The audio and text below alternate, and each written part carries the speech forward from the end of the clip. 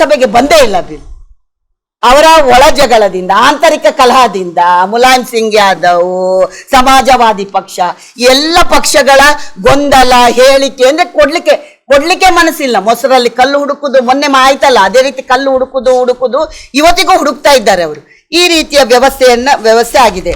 ಕೊನೆಗೆ ನಾನು ನಿಜವಾಗಿ ಬಹಳ ಸಂತೋಷ ಆದದ್ದು ಯಾಕೆ ಅಂತ ಹೇಳಿದ್ರೆ, ಒಂದು ಇತಿಹಾಸದ ಪುಟದಲ್ಲಿ ಬರೆಯುವಂತ ದಿನ. ಮೋದಿಯವರನ್ನ ನಾವು ಸ್ವಾಮಿ ವಿವೇಕಾನಂದರು ಒಂದು ಮಾತು ಹೇಳಿದ್ರು, ಯಾವ ದೇಶದಲ್ಲಿ ಮಹಿಳೆಯರನ್ನ ಸಂಪೂರ್ಣ ಸಬಲೀಕರಣ ಆಗುತ್ತಾ, ಮಹಿಳೆಯರ ಬದುಕಿನ ಅಭಿವೃದ್ಧಿ ಆಗುತ್ತಾ, ಆ ದೇಶ ಉನ್ನತಿಗೆ ಹೋಗುತ್ತೆ ಅಂತ. ಆ ವೇದ ವಾಕ್ಯದ ರೀತಿಯಲ್ಲಿ ನಮ್ಮ ಇವರು ನರೇಂದ್ರ ಮೋದಿ ಅವರು ನಡ್ಕೊಂಡ ಪರಿಣಾಮ 1900 ಕೆಲವರು ಹೇಳಿದ್ರು 1923 ಸೆಪ್ಟೆಂಬರ್ 19ರಂದು, ಸೆಪ್ಟೆಂಬರ್ 19ಕ್ಕೆ ಈ ಒಂದು ಬಿಲ್ಲನ್ನು ಮಂಡನೆ ಮಾಡ್ತಾರೆ ಲೋಕಸಭೆಯಲ್ಲಿ. ಬಹಳ ದೊಡ್ಡ ಚರ್ಚೆ ಆಗುತ್ತೆ, ಇದಾಗುತ್ತೆ. 21ಕ್ಕೆ ಲೋಕಸಭೆಯಿಂದ ಪಾಸ್ ಆಗುತ್ತೆ. ಲೋಕಸಭೆಯಿಂದ 2 ಮತ ವಿರೋಧವಾಗಿ ಬೀಳುತ್ತೆ, ಪಾಸ್ ಆಗುತ್ತೆ, ರಾಜ್ಯಸಭೆಗೆ ಹೋಗುತ್ತೆ. ರಾಜ್ಯಸಭೆಯಲ್ಲಿ ಪೂರ್ಣ ಬಹುಮತದೊಂದಿಗೆ ಅದು ಪಾಸ್ ಆಗುತ್ತೆ. ಸೆಪ್ಟೆಂಬರ್ 28 ನಮ್ಮ ರಾಷ್ಟ್ರಪತಿಗಳು ಆ ಒಂದು ಬಿಲ್ಲಿಗೆ, ಮಹಿಳಾ ಮೀಸಲಾತಿ ಬಿಲ್ಲಿಗೆ ಅಂಕಿತವನ್ನು ಹಾಕ್ತಾರೆ. ಇಡೀ ದೇಶದ ಮಹಿಳೆಯರು ಇನ್ಕ್ಲೂಡಿಂಗ್ ಇವತ್ತು ನಾವು ಏನು ಮೊನ್ನೆ ಚರ್ಚೆ ಆಗುವಂಥ ಸಂದರ್ಭದಲ್ಲಿ ತಾವೆಲ್ಲರೂ ಕೂಡ ಒಂದು ಸೋಷಿಯಲ್ ಮೀಡಿಯಾವನ್ನು ನೋಡಿದೆ, ವಾಟ್ಸಪ್ ನೋಡಿದ್ರಿ, ಎಷ್ಟು ಕೋಟ್ಯಾಂತರ ಹೆಣ್ಮಕ್ಕಳು ಖುಷಿಯಿಂದ, ಅಂದರೆ ಏನೇ ಚರ್ಚೆ ಆಗಲಿ ಬಿಲ್ ಅಂತ ಪಾಸ್ ಆಗ್ತದೆ ಅಂತ ಬಹಳ ಒಂದು ನಿರೀಕ್ಷೆಯಿಂದ ನಾವೆಲ್ಲರೂ ಕೂಡ ಇದ್ದೆವು. ಅಷ್ಟು ಸಂತೋಷ. ಏನೋ ವಿರೋಧ ಮಾಡ್ತಾರೆ, ಜಗಳ ಮಾಡ್ತಾರೆ, ಈ ಸಲ ಅಂತೂ ಬಿಲ್ಲನ್ನು ಬೀಳಿಸೋದಿಲ್ಲ, ಪಾಸ್ ಆಗೇ ಆಗುತ್ತೆ ಎನ್ನುವ ಚಿಂತನೆಯೊಂದಿಗೆ ಎಷ್ಟು ಜನ ಹೆಣ್ಮಕ್ಕಳು, ಗಂಡು ಮಕ್ಕಳು ಕೂಡ ತಮಾಷೆ ಮಾಡೋದು. ಇವತ್ತು ನಮ್ಮದೇ ಕರ್ನಾಟಕದ ವಿಧಾನಸಭೆಯಲ್ಲಿ ಇನ್ನು ನೀವು 83 ಜನ ಮಹಿಳೆಯರನ್ನು ಕಾಣ್ಬೋದು. ಇವತ್ತು ಬೆರಳೆಣಿಕೆ ಎಷ್ಟು ಮಹಿಳೆಯರು, 3, 4, 5 ಮಹಿಳೆಯರಿದ್ದೀರಿ, ಇನ್ನು 83 ಮಹಿಳೆಯರು ನೀವು ಕಾಣ್ತೀರಿ ಹೇಳುವಾಗ ಏನು ಉತ್ಸಾಹ ಎಲ್ಲ ಮಹಿಳೆಯರಲ್ಲಿತ್ತು. ನಿಜವಾಗಿ ನಾವು ಕನಸಿನಲ್ಲೂ ಎಣಿಸಲಿಲ್ಲ ಯಾವ ಒಬ್ಬ ಮಹಿಳೆಯನ್ನು ಕೂಡ ವಿಜಯೋತ್ಸವದ ಉತ್ಸಾಹದಿಂದನೇ ಇದ್ದರು ಪಾಸಾಗಿ ಹೊರಗೆ ಬರ್ತದೆ ಅಂತ. ಆದರೆ ನಿಜವಾಗಿ ಯಾವ ರೀತಿಯಲ್ಲಿ ಚರ್ಚೆ ಆಯ್ತು ಅಂತ ಹೇಳಿದರೆ, ಮೊಸರಲ್ಲಿ ಕಲ್ಲು ಹುಡುಕ್ತಾ ಇವರು ಆ ಕಲ್ಲನ್ನು ತೆಗೆದು ಮಹಿಳಾ ಮೀಸಲಾತಿ ಮೇಲೆ ಹಾಕುವಂಥ ಕೆಲಸವನ್ನು ಈ ಪ್ರತಿಪಕ್ಷಗಳು ಮಾಡಿರುವುದನ್ನು ನಾವು ನೋಡ್ತಾ ಇದ್ದೇವೆ. ಅವರು ಕೊಟ್ಟಂಥ ಉದಾಹರಣೆಗಳನ್ನು ನಾನು ಉಲ್ಲೇಖ ಮಾಡಿದ್ದೆ ನಿಮಗೆ. ಅದು ಸುಳ್ಳು ಅಂತ ತುಂಬ ವಿವರವಾಗಿ ನಾವೆಲ್ಲ ನೋಡಿದ್ದೇವೆ. ಪ್ರಧಾನಿಯವರು ಹೇಳಿದರು, ನನ್ನ ಕ್ರೆಡಿಟೇ ಬೇಡ ನನಗೆ, ನಿಮ್ಮ ಹೆಸರನ್ನೇ ಹಾಕಿ ನಾವು ಈ ಬಿಲ್ಲನ್ನು ಇದು ಮಾಡ್ತೇವೆ, ನಿಮ್ಮ ಅಂದರೆ ಅವ್ರು ಹೇಳೋದು ನಮ್ಮ ಕನಸು ಅಂತ. ಮತ್ತೆ ಒಂದು ಉಲ್ಲೇಖ ಮಾಡ್ತಿದ್ರು ಅವರು, ಈ ಬಿಲ್ ನಿಮ್ಗೆ ಯಾಕೆ ಅರ್ಜೆಂಟ್ ಬಂತ? ಅಲ್ರಿ, ಇಷ್ಟು ವರ್ಷ 96ರಿಂದ ಇವತ್ತಿನವರೆಗೂ ಕಾಯ್ತಾ ಇದ್ದೇವೆ, ಇನ್ನು ಯಾವ ಅರ್ಜೆಂಟ್ ಇದೆ ಯಾರಿಗೆ? ಮಹಿಳಾ ಮೀಸಲಾತಿಯನ್ನು ತರಬೇಕೆನ್ನುವ ಚಿಂತನೆ ಇದೆ ಅಲ್ಲ, ಅವರಿಗೆ ಅರ್ಜೆಂಟ್ ಇದೆ, ಇವರಿಗೆ ಅರ್ಜೆಂಟ್ ಇಲ್ಲ. ನಾವು ಆಗ ಪಾಸ್ ಮಾಡಿದ್ದೇವೆ ಅಂತ ಹೇಳ್ತೇವೆ. ಒಂದು ಸಿಂಪಲ್ ಸ್ಟ್ರಾಟಜಿ ನೆನಪು ಮಾಡಿ. ಅವತ್ತು 21ಕ್ಕೆ ನಾವು ಲೋಕಸಭೆಯಲ್ಲಿ ಪಾಸ್ ಮಾಡಿದ್ದೇವೆ, ನಾವು ರಾಜ್ಯಸಭೆಯಲ್ಲಿ 22ಕ್ಕೆ ಪಾಸ್ ಮಾಡಿದ್ದೇವೆ ಅಂತ ಇವರು ಹೇಳ್ತಾರಲ್ಲ, ಆಗ ಇವರು ಪಾಸ್ ಮಾಡೋದಿದ್ರೆ ಏನ್ರಿ, ನಮ್ದು ಪಾಸ್ ಆಗಿ ಹೋಗ್ತಿತ್ತು. ಇವರು ಪಾಸ್ ಮಾಡೋದಿದ್ರು ಪಾಸ್ ಆಗಿ ಹೋಗ್ತಿತ್ತು. ಇದು ಪಾಸ್ ಆಗಿ ಹೋಗ್ತದೆ, ನಾನು ಯಾಕೆ ನೆಗೆಟಿವ್ ಆಗಿರ್ಬೇಕೆನ್ನೋ ದೃಷ್ಟಿಯನ್ನು ಇಟ್ಕೊಂಡು ಇವರ ಇಂಥ ಕುತಂತ್ರದ ನಡೆ ಎಲ್ಲರಿಗೂ ಗೊತ್ತುಂಟು. ಅಂಗೈ ಹುಣ್ಣಿಗೆ ಕನ್ನಡಿ ಬೇಡ, ಪಾಸ್ ಆಗಿ ಹೇಗೆ ಪಾಸ್ ಆಗ್ತದೆ, ನಾವು ಯಾಕೆ ನೆಗೆಟಿವ್ ಮಾಡ್ಬೇಕಂತ ಪಾಸ್ ಮಾಡಿದ್ರು. ಹಾಗಾದ್ರೆ ತಾಕತ್ತಿದ್ರೆ ಇವತ್ತು ಯಾಕೆ ಪಾಸ್ ಮಾಡಲಿಲ್ಲ? ಇವತ್ತು ಅಮೆಂಡ್ಮೆಂಟ್ ಮಾಡಬೇಕಾಗಿದೆ, ಅದಕ್ಕೋಸ್ಕರ 2/3 ಮೆಜಾರಿಟಿ ಬೇಕೆ. 230 ಮೆಜಾರಿಟಿ ಇಲ್ಲ. ಮೋದಿ ಅವರು ಎಣಿಸಿದ್ರು, ನಾವೆಲ್ಲ ಎಣಿಸಿದೆವು, ಹೇಗೋ ಅವತ್ತು ಪಾಸ್ ಮಾಡಿದ್ದಾರೆ, ಇವತ್ತು ಪಾಸ್ ಮಾಡದೆ ಅಂತ ಬಿಡುವುದಿಲ್ಲ, ಖಂಡಿತ ಪಾಸ್ ಮಾಡ್ತಾರೆ ಅಂತ ಹೇಳಿದರೆ ಕ್ಷುಲ್ಲಕ ಕಾರಣ. ತೆಲಂಗಾಣದವರು ಹೇಳ್ತಾರೆ, ಒಬ್ಬರು GDP ನಮ್ಮದು ಜಾಸ್ತಿ ಇದೆ, GDP ಜಾಸ್ತಿ ಇದ್ದವರಿಗೆ ಜಾಸ್ತಿ ಕೊಡಬೇಕು ಸೀಟು ಅಂತ ಹೇಳಿದರು. ಇದು ಯಾವ ವಿಷಯ ರೀ? ದುಡ್ಡಿನ ಮೇಲೆ ನೀವು ಚುನಾವಣೆಯ ನಿರ್ಣಯ ಮಾಡ್ತೀರಾ? ಹಾಗಾದರೆ ಒಬ್ಬ ಇಲ್ಲಿ ಯಾರಾದರೆ 1 ಲಕ್ಷ ಇನ್ಕಮ್ ಟ್ಯಾಕ್ಸ್ ಕಟ್ತಾನೆ ಹೇಳಿದರೆ ಅವನಿಗೆ 1 ಲಕ್ಷ ಓಟ್ ಕೊಡ್ಲಿಕ್ಕಾಗತ್ತಾ? ವೋಟರ್ ಯಾರ 10,000 ಕಟ್ತಾನೆ ಹೇಳಿದ್ರೆ 10,000.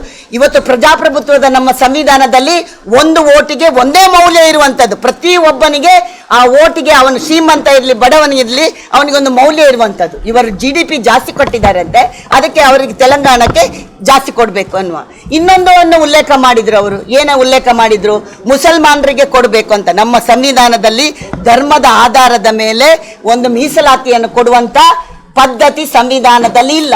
ಸಂವಿಧಾನ ವಿರೋಧ ಆಗಿ ಹೋಗ್ಲಿಕ್ಕೆ ಆಗುದಿಲ್ಲ, OBCಗೆ ನ್ಯಾಯ ಸಿಗುದಿಲ್ಲ ಅಂತ.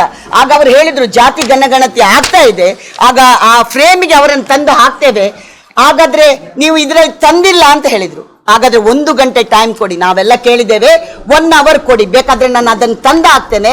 ಅಲ್ಲಿ ಸಭಾಪತಿಗಳು ಅಧ್ಯಕ್ಷ ಮಹೋದಯ ಅವರು ಹೇಳಿದ್ರು 1 ಗಂಟೆ ಕೂತ್ಕೊಳ್ಳಿ, ಇದನ್ನು ಫ್ರೇಮಿನಲ್ಲಿ ತಂದು ಮಾಡ್ತೇನೆ ಹೇಳಿದ್ರು. ಅಂದ್ರೆ ಇವರಿಗೆ ಮಾಡ್ಬೇಕಂತ ಆಶೆನೇ ಇಲ್ಲ. ಎಲ್ಲಕ್ಕಿಂತ ನನಗೆ ಬೇಸರ ಆದದಂತ ಹೇಳಿದ್ರೆ, ಒಬ್ಬ ಮಹಿಳೆಯಾಗಿ ಪ್ರಿಯಾಂಕಾ ಗಾಂಧಿ ಅವರು ಅವರ ಮಂಡನೆ ಮಾಡುವಾಗ ಅವರ ಮುಖದಲ್ಲಿದ್ದಂಥ ನಗು, ಖುಷಿ, ನಾನು ಯಾವತ್ತೂ ಅವರು ಅಷ್ಟು ಖುಷಿಯಲ್ಲಿ ಮಾತಾಡಿದ್ದನ್ನು ನಾನು ಯಾವತ್ತೂ ನಾನು ನೋಡಿಲ್ಲ ಲೋಕಸಭೆಯಲ್ಲಿ. ಅಷ್ಟು ಸಂತೋಷದಿಂದ ಅದನ್ನು ಮಾತಾಡಿ, ಏನು ಟೀಕೆ ಮಾಡಿ ಚಾಣಕ್ಯ ಅದು ಇದು ಅಂತ ಕಥೆಗಳನ್ನು ಹೇಳ್ತಾ ಮಾತಾಡಿದ್ರಲ್ಲ. ಅಂದರೆ ಮೊದಲೇ ನಿರ್ಣಯವನ್ನು ಮಾಡಿದೆ, ಒಂದು ಹೆಣ್ಣಾಗಿ ಹೆಣ್ಮಕ್ಕಳ ಒಂದು ಭಾವನೆಗೆ. ಯಾಕೆಂದರೆ ಅವ್ರಿಗೇನು ತೊಂದರೆ ಆಗೋದಿಲ್ಲ, ಅವರಿಗೆ ಅವರ ಸೀಟ್ ಪರ್ಮನೆಂಟ್ ಸಿಕ್ಕೇ ಸಿಗುತ್ತೆ. ನಮ್ಮ ಕಲ್ಪನೆ ಇರುವುದು, ನಮ್ಮ ಚಿಂತನೆ ಇರುವುದು. ನೀವು ಲೋಕಸಭೆಯಲ್ಲಿ ನೋಡಿ ಯಾರಿದ್ದಾರೆ MP ಗಳು, ಎಲ್ಲ ಕರುಣಾಕರ್ ಮಗಳು, ಅವರ ಹೆಂಡತಿ, ಅವರ ಕುಟುಂಬದವರು. ಇವತ್ತು 33% ಏನಾದರೆ ಬಂದರೆ, ಇವತ್ತು ಸಾಮಾನ್ಯ ಮಹಿಳೆ ಕೂಡ, ಎಲ್ಲ ಮಹಿಳೆಯರಿಗೆ, ಅದು BJP ಆಗ್ಬೋದು, ಕಾಂಗ್ರೆಸ್ ಆಗ್ಬೋದು, JDS ಆಗ್ಬೋದು, ಎಲ್ಲ ಪಕ್ಷದ ಒಂದು ಸಾಮಾನ್ಯ ಮಹಿಳೆಯರು ಆ ಒಂದು ಕ್ಷೇತ್ರಕ್ಕೆ ಒಳಗೆ ಬರುವಂಥ ಕೆಲಸಕ್ಕಾಗುತ್ತೆ. ಅದರಿಂದ ಇಷ್ಟು ಒಂದು ದೊಡ್ಡ ಆಘಾತವನ್ನು ಮಹಿಳೆಯರು ನಿರೀಕ್ಷೆ. ಬ್ಯಾಂಗ್ಳೂರು ಮಹಾನಗರ ಪಾಲಿಕೆ ಒಂದಿತ್ತು, ಹೌದಾ? ಇವತ್ತು ಎಷ್ಟು ಮಾಡ್ತಾ ಇದ್ದಾರೆ? 5 ಮಹಾನಗರ ಪಾಲಿಕೆ. ಯಾಕೆ ಮಾಡ್ತಾ ಇದ್ದಾರೆ 5 ಮಹಾನಗರ ಪಾಲಿಕೆ? ಯಾಕೆ ಮಾಡ್ತಾರೆ ಅಂತ ಹೇಳಿದ್ರೆ, ಜನಸಂಖ್ಯೆ ಜಾಸ್ತಿ ಆಗಿದೆ, ಹೌದಾ? ಜನಸಂಖ್ಯೆ ಜಾಸ್ತಿ ಆಗಿದೆ. 198 ವಾರ್ಡ್ ಇತ್ತು, ಇವತ್ತು 369 ವಾರ್ಡ್ ಆಗ್ತಾ ಉಂಟು. ನೀವು ಜನಸಂಖ್ಯೆ ಆಧಾರ ಬೆಳೆದಿದೆ, ದೊಡ್ಡದಾಗಿದೆ. ಕಾಂಗ್ರೆಸ್ ಸಿದ್ದರಾಮಣ್ಣ ಮಾಡ್ಬೋದು, DK ಕುಮಾರ್ ಮಾಡ್ಬೋದು, ಮೋದಿ ಮಾಡಬಾರ್ದು. ಇವತ್ತು 55 ಕೋಟಿ ಜನಸಂಖ್ಯೆಗೆ ಇದ್ದಂಥ ಸೀಟು 140 ಕೋಟಿಗೆ ನೀವು ಹಾಕ್ತೀರಂತ ಆದರೆ, ಇವತ್ತು ಒಂದೊಂದು MP ನೀವು ಇದು ಮಾಡಿ. ದಕ್ಷಿಣ ಎಷ್ಟಿದೆ? 29 ಲಕ್ಷ ಇದೆ, 30 ಲಕ್ಷ ಇದೆ. ಉತ್ತರ ಭಾರತದಲ್ಲಿ ಕೆಲವು ಕಡೆ 40 ಲಕ್ಷ ಇದೆ, 50 ಲಕ್ಷ ಇದೆ ಒಂದೊಂದು MP ಗೆ. ಎಲ್ಲಿರಿ ಕ್ಷೇತ್ರ ವಿಂಗಡಣೆ ಆಗದೆ ಅವರು ಅಷ್ಟು ಜನರಿಗೆ ನ್ಯಾಯ ಒದಗಿಸಲಿಕ್ಕೆ ಕೊಡಲಿಕ್ಕೆ ಆಗುತ್ತೆ? ನಿಮಗೆ BBMP 25-30 ಸಾವಿರದೊಳಗಡೆ ಬರಬೇಕು ಒಬ್ಬನಿಗೆ, ಅವರನ್ನು ನೋಡಲಿಕ್ಕೆ ಸಾಧ್ಯ ಆಗ್ತದೆ ಅಂತ ಹೇಳಿದರೆ ನೀವು ಮಾಡಿದರೆ ಸರಿ ಕ್ಷೇತ್ರ ವಿಂಗಡಣೆ. ಮೋದಿ ಮಾಡಿದರೆ ಜನಗಣತಿ ಮುಗ್ದ ಮೇಲೇನೆ ಮಾಡುದ್ರಿ. ಜನಗಣತಿ ಮುಗಿದ್ರೆ ದಕ್ಷಿಣ ಕರ್ನಾಟಕಕ್ಕೆ ಅನ್ಯಾಯ ಆಗುತ್ತೆ. ಜನಗಣತಿ ಆಧಾರದ ಮೇಲೆ ಸೀಟ್ ಬರುತ್ತೆ, ಸೀಟ್ ಬಂದಾಗ ನಮ್ಮ ಜನಸಂಖ್ಯೆ ಕಡಿಮೆ ಇರ್ತದೆ, ಉತ್ತರ ಭಾರತದ ಜನಸಂಖ್ಯೆ ಜಾಸ್ತಿ ಆಗುತ್ತೆ. ನಿರ್ಣಯ ಅವರು ಮಾಡ್ತಾರೆ. ಏನ್ರಿ ಅಂಗೈ ಹುಂಡಿಗೆ ಕನ್ನಡಿ ಬೇಕಾ? ಬುದ್ಧಿವಂತರಿದ್ದರಿ ಇವರು ಹೇಗೆ ಬೇಕಾದ್ರೆ. ಹಿಂದಿನ ಲಲ್ಲು ಪ್ರಸಾದ್ ಯಾದವ್ನ ಕಾಲ ಇಲ್ಲ ಈಗ, ಅರ್ಥ ಆಯ್ತಲ್ಲ? ತಮಟೆ ಓಡ್ಕೊಂಡು ಜನರಿಗೆ ಹೇಳ್ಬೇಕಂತ ಇಲ್ಲ. ನಿಮ್ಮಂತ ಬುದ್ಧಿವಂತ ಮಾಧ್ಯಮದಲ್ಲಿದ್ದಾರೆ, ಪ್ರಿಂಟ್ ಮೀಡಿಯಾ ಇದೆ, ಇಲೆಕ್ಟ್ರಾನಿಕ್ ಮೀಡಿಯಾ ಇದೆ, ವಾಟ್ಸಪ್ ಇದೆ, ಜನರಿಗೆ ಲಿಂಕ್ ಇದೆ. ಇವರು ಮಾಡಿದ ಅನ್ಯಾಯ ನಮ್ಮ ಕಣ್ಣಿಗೆ ಕಾಣ್ತಾ ಇದೆ, ಇಡೀ ದಿನ ಟಿವಿಯಲ್ಲಿ ಬರ್ತಾ ಇದೆ. ಇದಕ್ಕಿಂತ ಬೆಳಕು ಕೊಡ್ಲಿಕ್ಕೆ ಯಾವ್ದಾಗುತ್ತೆ ರೀ? ಇದಕ್ಕಿಂತ ಒಳ್ಳೆ ನೋಡ್ರಿ, ನಿದ್ದೆ ಮಾಡುವವರನ್ನು ಎಬ್ಬಿಸಬಹುದು. ನಿದ್ದೆ ಮಾಡಿದಂಗೆ ನಟಿಸ್ತಾರಲ್ಲ, ಆಶೆ ಇಲ್ಲ ಅವರಿಗೆ ಮಾಡುವಂಥದ್ದು. ಆ ನಟಿಸುವವರನ್ನು ಎಬ್ಬಿಸ್ಲಿಕ್ಕೆ ಬಹಳ ಕಷ್ಟ ರೀ. ಅವರನ್ನು ಯಾರು ಎಬ್ಬಿಸ್ಬೇಕಂದ್ರೆ ಮುಂದಿನ ಚುನಾವಣೆಯಲ್ಲಿ ಹೆಣ್ಮಕ್ಕಳೇ ಎಬ್ಬಿಸ್ಬೇಕು. ಅವರು ಯಾವ್ದ್ರಲ್ಲಿ ಕೊಟ್ಟು ಎಬ್ಬಿಸ್ಬೇಕಂತ ಯೋಚನೆ ಮಾಡಬೇಕು. ಅದಕ್ಕೆ 43ರಲ್ಲಿ ಕೊಟ್ರೆ ಅದೇ ಆಗುದು. 543ನಲ್ಲಿ ಕ್ಷೇತ್ರ ವಿಂಗಡಣೆ ಮಾಡಿದ್ರೆ ಲಲ್ಲು ಪ್ರಸಾದ್ನ ಬಗ್ಗೆ ಸಮಾಜವಾದಿ ಪಕ್ಷದ ಲೀಡರ್ನ ಬದಲು ಅವರ ಹೆಂಡತಿ ನಿಲ್ತಾರೆ. ಅದೇ ಸೀಟ್ ಜಾಸ್ತಿ ಹೊಸ ಕ್ಷೇತ್ರ ಬಂದಾಗ ಎಲ್ಲರಿಗೂ ಅವಕಾಶ ಆಗುತ್ತೆ, ಎಲ್ರಿಗೂ ಅವಕಾಶ ಆಗುತ್ತೆ ಹೆಣ್ಮಕ್ಳಿಗೆ. BJP ಅವರು ಸಿದ್ಧಲ್ಲ. ಇದ್ ನೋಡ್ರಿ, ಮೊಸರಲ್ಲಿ ಕಲ್ಲು ಹುಡುಕೋದು. ಆಗ ಅದನ್ನ ತಂದ್ರೆ ಅದಕ್ಕೆ ಇನ್ನೊಂದು ಹೇಳ್ತಾರೆ ಅವರು. ಆಗ ತಂದಾಗ ಎಲ್ಲ ಸಾಮಾನ್ಯರಿಗೆ ಕೊಡ್ಲಿಕ್ಕೆ ಆಗುದಿಲ್ಲ ಸೀಟ್, ಅರ್ಥ ಆಯ್ತಲ್ಲ? ಸಾಮಾನ್ಯರಿಗೆ ಕೊಡ್ಲಿಕ್ಕೆ ಸಾಧ್ಯ ಇಲ್ಲ ಆಗ ಹಾಗೆ ಮಾಡಿದ್ರೆ. ಆಮೇಲೆ ಹೇಳ್ತಾರೆ ನೀವು ಬೇಕಾದ್ರೆ ಕೊಡಿ ಎಲ್ಲರಿಗೆ ಅಂತ ಒಂದು ಮಾತು ಹೇಳ್ತೀರಿ ನೀವು. ಯಾಕೆಂದ್ರೆ ನಿಮ್ಗೆ ಮೀಸಲಾತಿ ಯಾಕೆ ಬೇಕು? BJP ಅವರೇ ಮಾಧ್ಯಮದ ಹತ್ರ ನಾನು ಕೇಳಿದ್ದೇನೆ, BJP ಅವರೇ 33% ಕೊಡ್ಬೋದಲ್ಲ ಮಹಿಳೆಯರಿಗೆ ಅಂತ.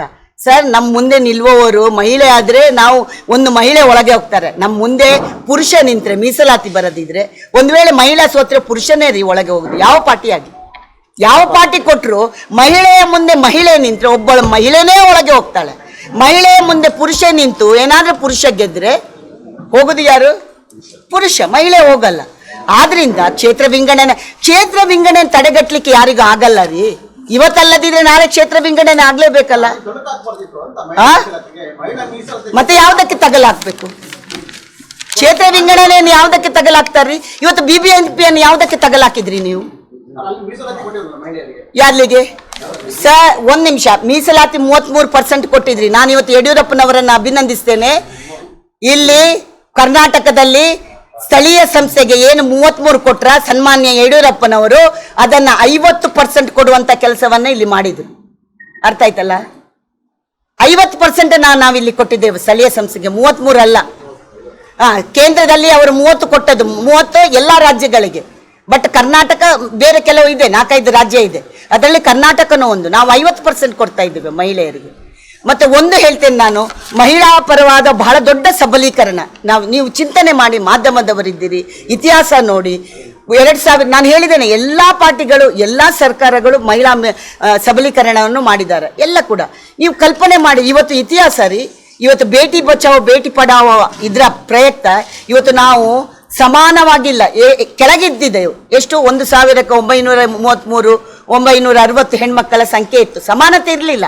ಇವತ್ತು 1000ಕ್ಕೆ 1014 ಇದ್ದೇವೆ ನಾವು. ಮಹಿಳಾ